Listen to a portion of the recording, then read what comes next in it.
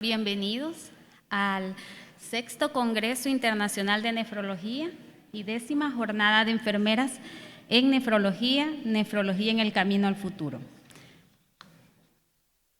Vamos a iniciar con el módulo de Enfermería de Cuidados Paliativos, donde se brindarán 3 ponencias.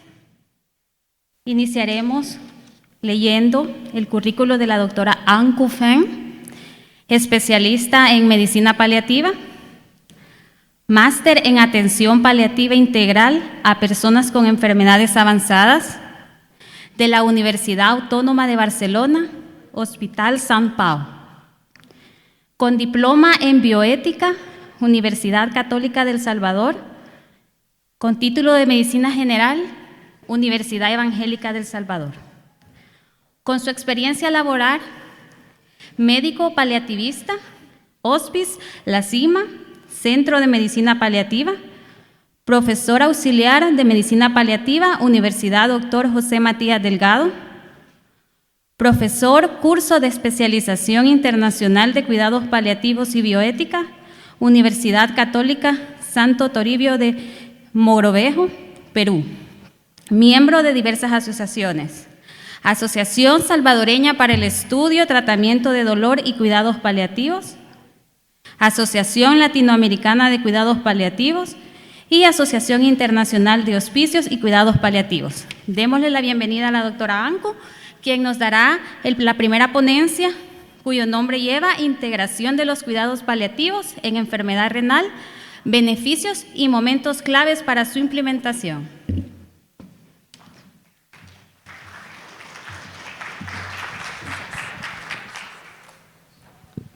Bueno, tengan todos muy buenas tardes. Para mí es un gusto estar aquí ahora compartiendo con ustedes. Antes de empezar la presentación, me gustaría saber si todos los que estamos aquí en este salón son personal de enfermería. Si pueden levantar la mano. Personal de enfermería, ok. ¿Hay alguna otra disciplina, psicología, trabajo social, fisioterapia? ¿Alguna otra disciplina de la salud? ¿No? ¿Médicos? Muy bien. Bueno, entonces, en el día de ahora voy a compartir con ustedes el tema de la integración, cuáles son los beneficios de los cuidados paliativos en este grupo de población de pacientes con enfermedades renales crónicas avanzadas.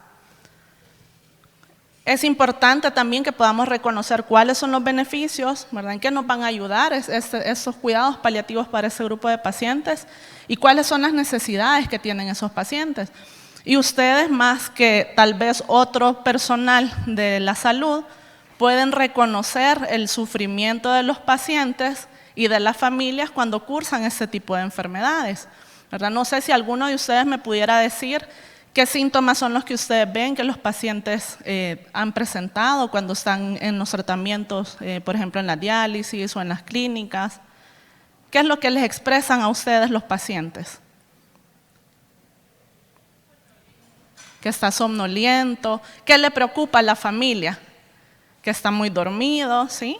¿Qué otro síntoma también les da mucha angustia a los pacientes o a los familiares? Que no duerme nada, invierte en el ciclo del sueño, ¿sí? Que está triste. Así es, que a veces no tienen el soporte de acompañamiento de la familia y ahí juega un rol bien importante trabajo social, ¿verdad? Porque nos pueden dar una dimensión de la estructura de esa familia, quiénes son los cuidadores principales, a quiénes tenemos que abordar como profesionales, parte del equipo, ¿verdad? ¿Y qué otros síntomas han visto ustedes que se quejan los pacientes? ¿Cómo? La parte nutricional, hay muchas dudas de qué le damos de comer, o de repente hay quejas que nos llegan a decir, mire, fíjese que no come, no quiere comer, está deprimido, fíjese que ya no quiere luchar, ¿verdad? Y detrás de todo eso lo que nos está explicando o lo que logramos poder profundizar es que hay un sufrimiento que hay que abordar. Y muchas veces como médicos o como personal de salud no ahondamos más allá porque a lo mejor no nos sentimos capaces o no sentimos que tenemos las competencias adecuadas para profundizar en esas intervenciones, ¿verdad? Porque ¿qué pasa si yo le pregunto, ¿y usted por qué se siente triste? Y me dice, no, es que fíjese que todos mis hijos están en Estados Unidos y nadie me acompaña en la casa. O fíjese que, no sé, a lo mejor a veces hay temas familiares de discusiones o que no se llevan bien y que eso también emocionalmente le impacta mucho al paciente. Muy bien. Entonces, ya profundizando en el tema de los pacientes con enfermedades renales crónicas, bueno, estos son datos estadísticos donde vemos que el segundo lugar, que bueno, son estadísticas del 2015, en segundo lugar, la tasa de mortalidad, los pacientes con insuficiencia renal crónica. Entonces, ¿qué significa? Que a este grupo de población también necesitamos abordarlos tempranamente para poder aportarles calidad de vida y no solo darles calidad de vida en el final de la vida. Todos tenemos derecho a tener una buena calidad de vida en el transcurso de nuestra vida. ¿Qué son los cuidados paliativos? Entonces aquí viene a romper un paradigma, ¿verdad? Porque los cuidados paliativos anteriormente se consideraban que eran solo para los pacientes que estaban en el final de la vida, cuando ya no había nada más que ofrecerle desde el punto de vista curativo, ¿verdad? Ahora el enfoque es un enfoque integral. ¿Qué significa que sea integral? Que está incluida el abordaje por todo el equipo profesional, que son médicos, enfermería, psicología, trabajo social. ¿Qué otros recursos profesionales han visto ustedes en sus equipos de trabajo? Nutrición. ¿Quién más? ¿Quién más aporta en el cuidado de estos pacientes? Fisioterapia, psicología, trabajo social, muy bien. ¿Quiénes más? Los que tenemos esa ventaja o esa bendición de tener a todos estos recursos en el equipo, estamos hechos, ¿verdad? Ahora, la realidad que vivimos, a lo mejor a veces solo somos 2 o 3 en el equipo, ¿verdad? Y lo que les explicaba, que a veces el poder abordar la dimensión espiritual o la dimensión emocional del paciente, muchas veces nosotros no nos han enseñado en la formación, en la educación, no nos han enseñado a cómo hacer ese abordaje de estos pacientes. Y además de ofrecer un enfoque integral que va a mejorar la calidad de vida del paciente, ¿qué más tenemos que ver? La parte física, ¿verdad? En la parte de síntomas, en la parte de la enfermedad, en la parte de aliviarle el dolor, las náuseas, el tema del sueño, el tema del apetito, de la fatiga. Pero además de eso, el paciente no solo sufre síntomas físicos, sino que también hay síntomas emocionales, ¿verdad? La tristeza, el duelo, ¿verdad? El duelo no solo por fallecimientos, el duelo también se vive cuando se pierde un trabajo, cuando yo ya no tengo la capacidad de levantarme, de ser funcional, de poder trabajar. Eso es un duelo también que el paciente tiene que sobrellevar. Y además del paciente, ¿quiénes más sufren? Los familiares que están alrededor, el cuidador principal, ¿verdad? Y que también a veces sufren porque no tienen las competencias para hacer el rol que les toca hacer, ¿verdad? De ser un cuidador, ¿verdad? Que muchas veces hacen funciones de lo que hace enfermería, ¿verdad? El cuidarle, cómo levantarlo, cómo asistirle la comida, cómo movilizarlo si es un paciente que está más encamado, etc. Entonces, para poder hacer un abordaje integral, necesitamos tener a todo el equipo, ¿verdad? Porque si solo lo hace el médico y la enfermera, nos vamos a quemar, ¿verdad? Vamos a agotarnos y llegamos cansados a la casa, llevamos esa carga emocional de sufrimiento de los pacientes y entonces eso también, pues a la larga, la salud emocional de nosotros también se ve afectada. Los cuidados paliativos afirman la vida y consideran el proceso de la muerte como algo natural, ¿verdad? Es decir, que no vamos a acelerar ni a retrasar el proceso.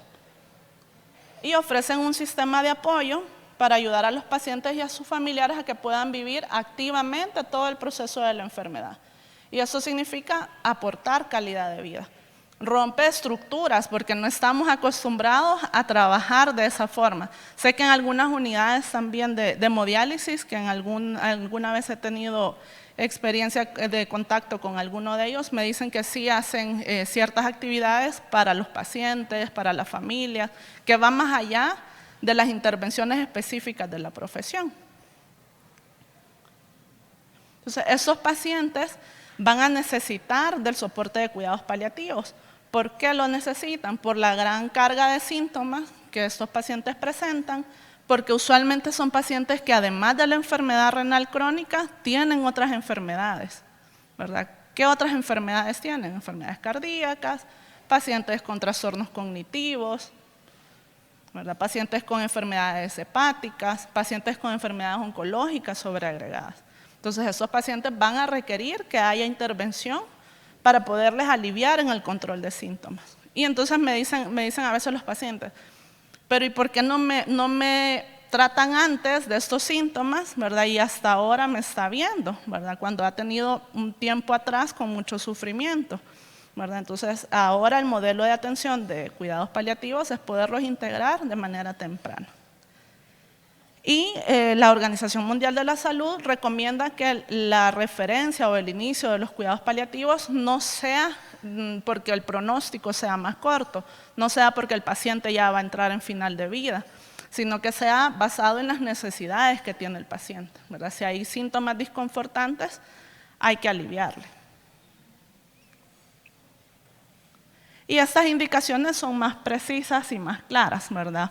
¿Para qué pacientes van a ser adecuados? Para aquellos pacientes que rechazan la terapia renal sustitutiva, ¿verdad? Que el paciente dice, no, yo no quiero recibir hemodiálisis, diálisis, etcétera, ¿verdad? Y pasa mucho en la zona rural, sobre todo los pacientes dicen, no, o sea, no van a aceptar, ¿verdad? Luego, ¿en qué otro grupo de pacientes? Aquellos que no cumplen los criterios para ser incluidos en el programa de terapia renal sustitutiva. Y en el tercer grupo son pacientes donde el criterio de iniciar la terapia renal sustitutiva no esté claro, ¿verdad? En este grupo de pacientes eventualmente van a progresar y van a llegar a un proceso de mayor deterioro. Entonces, ahí es importante que podamos llegar tempranamente. ¿Por qué son necesarios los cuidados paliativos? Porque hay que controlar síntomas, porque hay que atender las necesidades no solo del paciente, sino de la familia, porque hay que evaluar también cuáles son las preferencias del paciente, y eso existe un protocolo que es un proceso de la planificación compartida de los cuidados, que más adelante se la voy a explicar.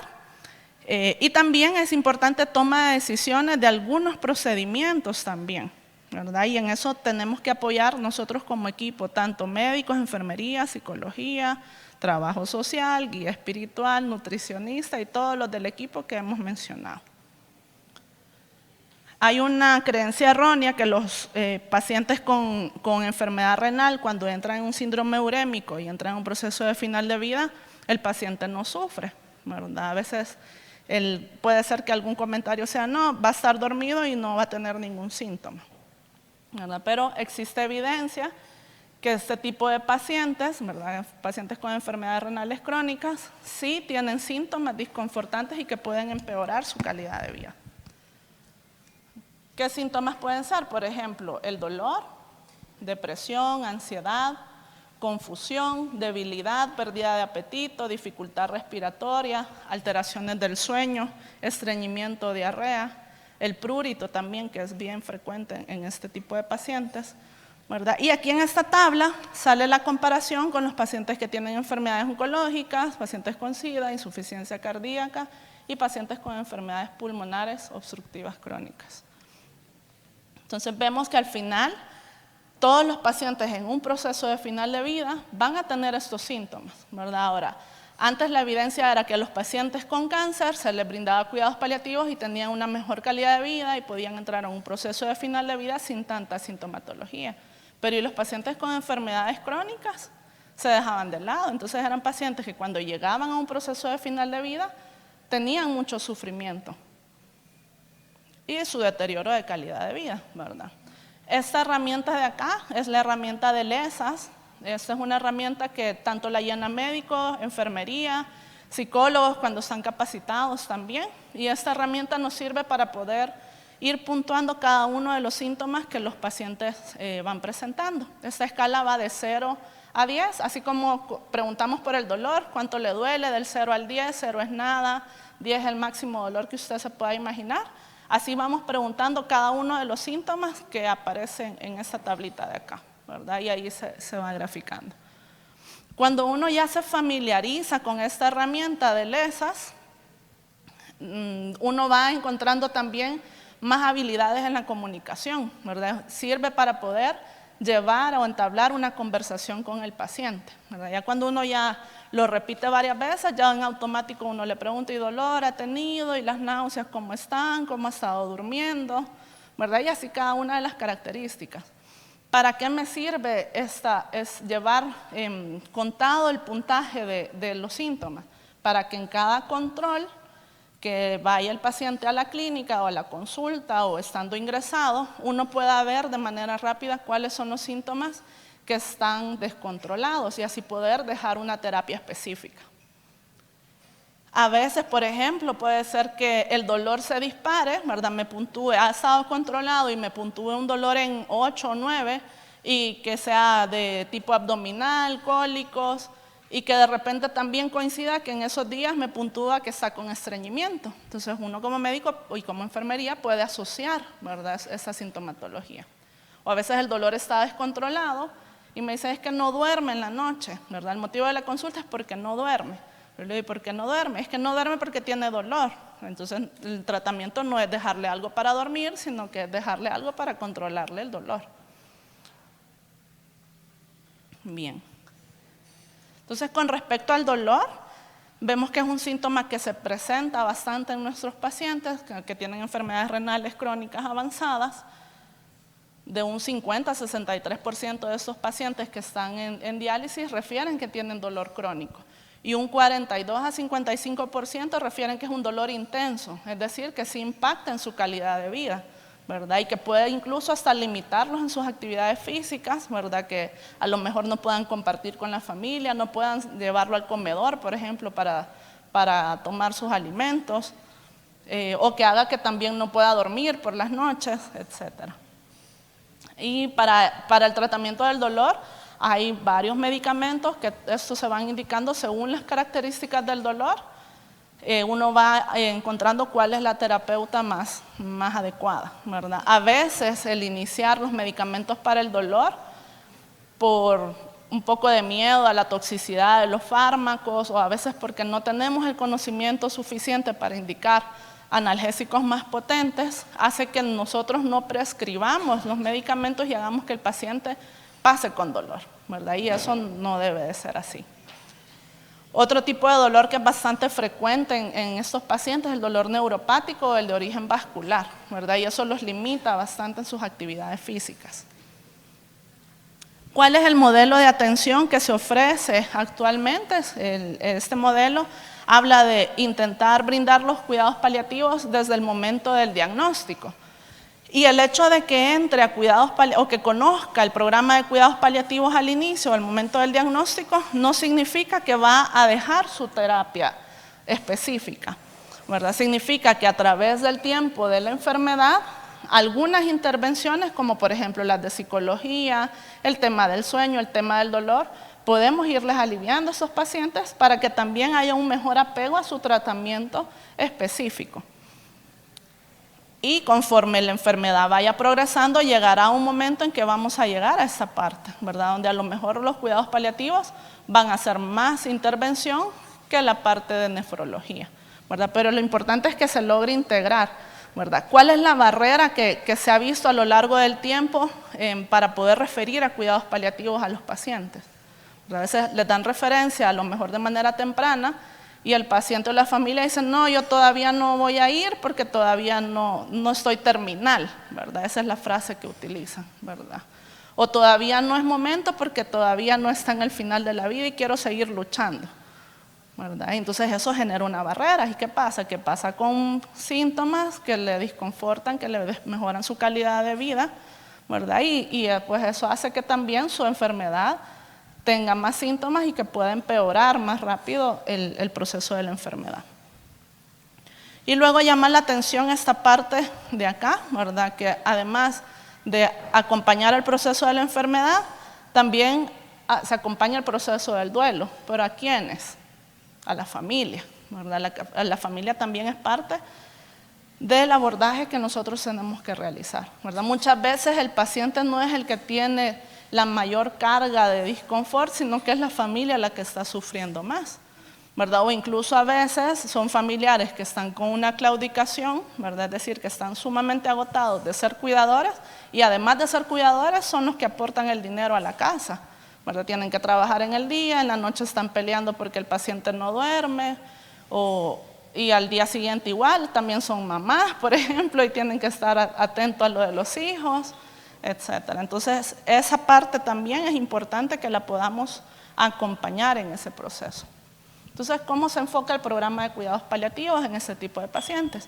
Debe de ser un trabajo en equipo, ¿verdad? Un equipo que no solo es que, por ejemplo, enfermería pase sus escalas, sus evaluaciones y se queden con la información, ¿no? Esa información hay que compartirla, ¿verdad? Igual, por ejemplo, a veces el psicólogo o la psicóloga hacen sus evaluaciones, pero hay que compartirlas, ¿verdad? Porque de nada me sirve que psicología detecte que hay algún sufrimiento o tal vez a lo mejor haya también cierto diagnóstico de depresión que todavía no esté diagnosticado por médico, ¿verdad? Y se quede con esos datos, ¿verdad? Por eso es importante que se comparta.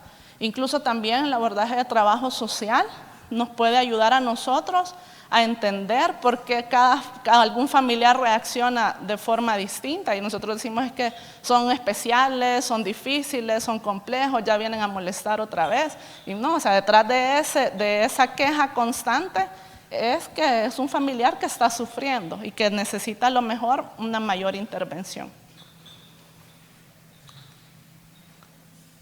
La coordinación entre ambos equipos, ¿verdad?, de especialistas debe ser importante y eso con el objetivo de que el paciente pueda tener una buena calidad de vida. Y sobre todo que cuando ya lleguemos a una fase de mayor deterioro o de final de vida, también ya conozcan al equipo, ¿verdad? Porque si no nos dan tiempo suficiente para poder trabajar todo el proceso de adaptación. En el proceso de adaptación del paciente y de la familia, es un curso donde va cada uno en sus distintas fases, ¿verdad? Por ejemplo, cuando a alguien le dan una mala noticia, que tiene una enfermedad con un mal diagnóstico, un mal pronóstico, ¿qué es lo primero que uno como paciente piensa? Que se va a morir. ¿Qué más? ¿Por qué me está pasando esto a mí? Y entonces lo hace dudar y dice, ¿será cierto? ¿Será que el doctor se equivocó? ¿Será que eso no era el estudio adecuado? Y entonces pido una segunda opinión. Entonces ese proceso es el de negación, ¿verdad? El primero es de negación. Porque a mí, la ira, ¿verdad? ¿Por qué me pasa esto a mí si yo he sido tan buena persona, si yo he servido a la iglesia, si yo he sido pastor o yo he sido una religiosa, ¿verdad? ¿Por qué Dios me castiga de esta forma? Entonces viene ese sufrimiento emocional, ¿verdad? ¿Qué más pasa después? Después de que ya se confirma el diagnóstico, para eso requiere un tiempo, ¿verdad? Y ese tiempo de adaptación llega un momento en que uno ya acepta que tiene una enfermedad, que está en esta situación. Y entonces también viene todo el estrés que la familia pasa, ¿verdad? Porque hay cambios de roles, de funciones dentro de la familia, hay otras cosas nuevas que hay que hacer y uno desconoce, ¿verdad? Entonces en esas distintas fases, para poder llegar a la aceptación, necesitamos tiempo, ¿verdad? Porque al inicio incluso pelean con el personal de salud. Es que es culpa de que el doctor no me dejó la cita, es que es culpa que la vez pasada la licenciada no me tomó bien la presión y ya la tenía alta. Es culpa de que en el hospital no me dieron tales medicamentos, ¿verdad? Y eso también es parte de la negación y del enojo del paciente y de su familia, ¿verdad? Entonces, si nosotros logramos integrar más temprano ese tipo de abordaje, el paciente va a tener mejor calidad de vida, ¿verdad? Y también en el momento de tomas de decisiones importantes van a poder saber con quiénes estar o contar a la hora de pedir más información. Seguramente esos pacientes o los familiares, cuando ya crean un vínculo con ustedes, en las consultas les preguntan cosas, les piden consejos de cómo manejarlo, ¿verdad? Y eso es porque ya hay un vínculo de confianza. O sea, ese tipo de modelo de atención centra al paciente y es el actor principal en la toma de decisiones y alrededor estamos todos nosotros, todos los profesionales de la salud, la familia, la comunidad, ¿verdad? Entonces, todo lo que se tome en cuenta debe ser basado en las necesidades del paciente y con el objetivo de poder ayudarle al paciente. Existe este documento de planificación compartida de la atención. Este es un protocolo que lo ha desarrollado en una unidad de nefrología y es un documento que enfermería lo ha proporcionado. En este protocolo, ¿verdad? Siempre vemos que está centrado en el paciente y la familia, habla sobre cómo abordar, cómo preparar el ambiente para poder platicar con la familia, quiénes deben de estar al tanto de poder guiar estas conversaciones, ¿verdad? Y habla de un equipo multidisciplinar, ¿verdad? Es un proceso donde se puede ir conversando acerca de la enfermedad y que también los pacientes y los familiares sientan la confianza de poder cuestionar algunas cosas, ¿verdad? En este espacio también, ¿cuál va a ser nuestro rol? Que haya una escucha activa, que puedan tener un pronóstico o un diagnóstico o unas recomendaciones donde ellos se sientan también en confianza, ¿verdad? Y que debe de ser algo muy apegado a la honestidad, ¿verdad? Con mucho respeto. Y algo bien importante, debemos de respetar las preferencias del paciente, ¿verdad? Tanto como sus preferencias en cuanto a tratamiento, como en sus creencias religiosas, ¿verdad? Puede ser que no sea compatible con lo que yo creo, pero para el paciente esa es su fe, ¿verdad? Entonces no tenemos nosotros el por qué tratar de hacerlos cambiar de parecer.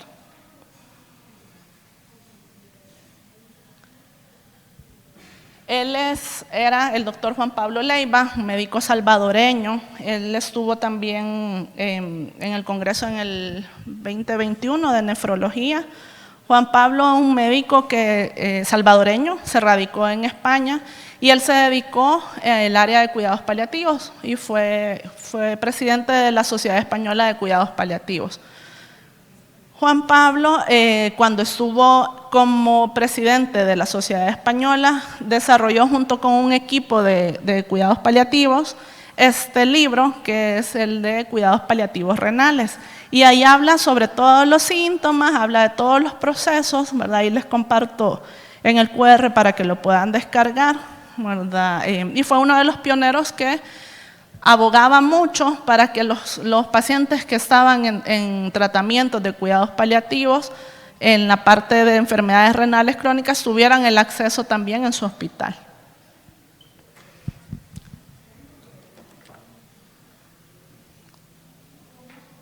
Y luego, solo para comentarles, el 11 de octubre celebramos el Día Mundial de los Cuidados Paliativos. En esta ocasión, bueno, ya van 20 años y el lema de este año es cumplir la promesa de un acceso universal a los cuidados paliativos. Aquí comparto algunas fotografías. A veces me preguntan que cómo es posible que uno pueda trabajar en esta área que es tan triste, que es tan oscura, que es tan gris, que todos los pacientes se mueren, ¿verdad? Y realmente no es así, ¿verdad? Realmente no es así. Uno puede ayudar mucho, puede aportar calidad de vida. Si llegamos temprano, podemos aliviar mucho. Y a pesar de eso, al final, los familiares, cuando el paciente ya ha fallecido, ¿verdad? De repente hay unas muestras de cariño, llegan a las clínicas o llegan a las unidades a dar las gracias por cómo les han atendido, ¿verdad? Eso es lo que al final a uno como profesional le retribuye, porque significa que a pesar de la pérdida que han tenido, a pesar del duelo, a pesar del dolor, reconocen, ¿verdad?, que estamos ahí para ellos. Entonces eso también pues es algo que nos puede inspirar a que nosotros sigamos haciendo el mejor esfuerzo, nuestro mejor trabajo en una situación tan frágil para estos pacientes, donde ellos necesitan el apoyo de todos nosotros. Así que con eso termino yo mi presentación. No sé si tienen alguna pregunta.